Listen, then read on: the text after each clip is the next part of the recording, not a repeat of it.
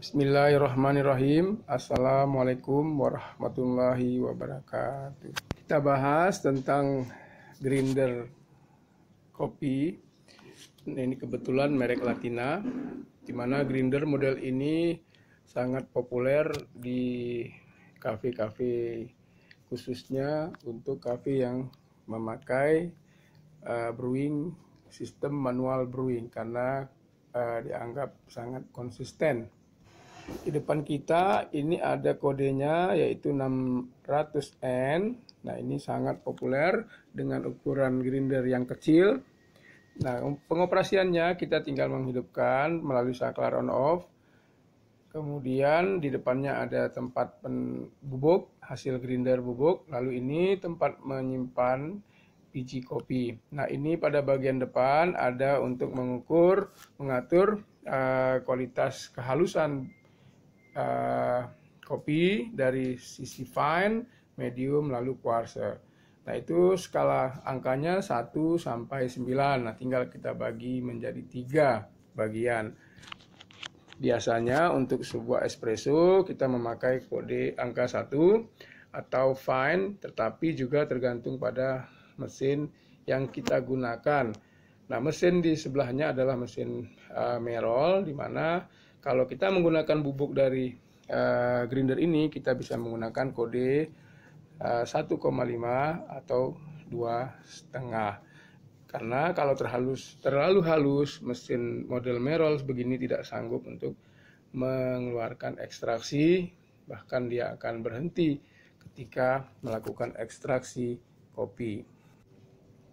Nah, bisa kita lihat hasil espressonya dengan krema seperti busa. Nah, cepat sekali krema itu mencair, tinggal sisanya di bagian atas. Nah, mesin ini menggunakan flat bore seperti pada gambar ini. Nah, kita lihat di dalamnya ada sebuah per ini yang mengarahkan biji kopi agar masuk ke dalam ruang giling flat bore tetap dan flat bore bergerak. Nah, ini untuk flat bore jenis tipe yang lain. Nah, bisa kita lihat di sini dari tampak depan, flat bore juga ada dari bahan kuningan. Nah, kemudian flat bore ini ketika mesin sudah lama dipakai biasanya habis.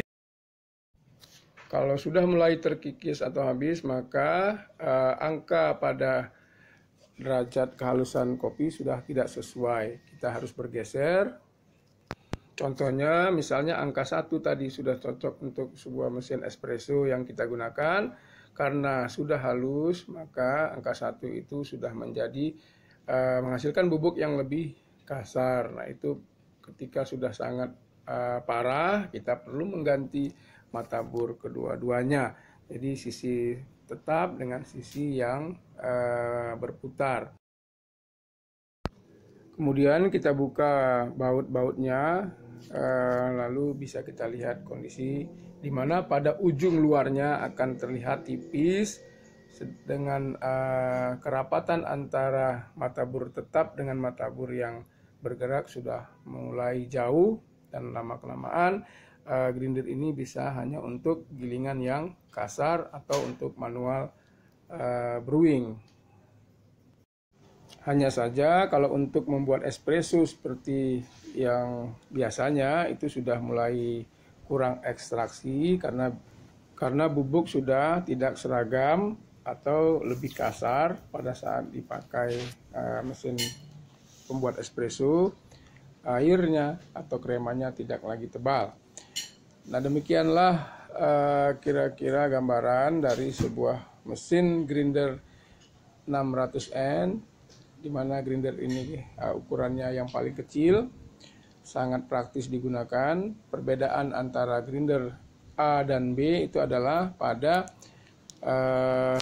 spool atau kualitas bahan dari dinamo yang digunakan.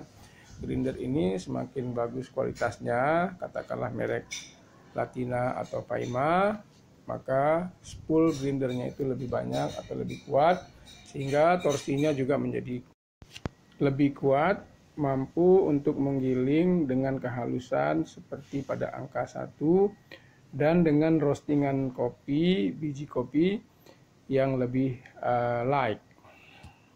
Biasanya permasalahan grinder ini adalah ketika beban kerja untuk menggiling biji itu terlalu berat, maka grinder akan berhenti, dan kalau dibiarkan spool pada sistem dinamonya menjadi panas, dan kalau ada proteksi spring maka springnya akan putus, lalu kita bisa mengganti kembali. Nah, kalau tidak ada proteksi spring maka spool tadi akan terbakar dan grinder ini sudah pasti rusak, karena untuk memperbaikinya spool itu harus digulung ulang. Saya kira biayanya sudah tidak efisien untuk kelas grinder yang murah. Demikianlah, assalamualaikum warahmatullahi wabarakatuh.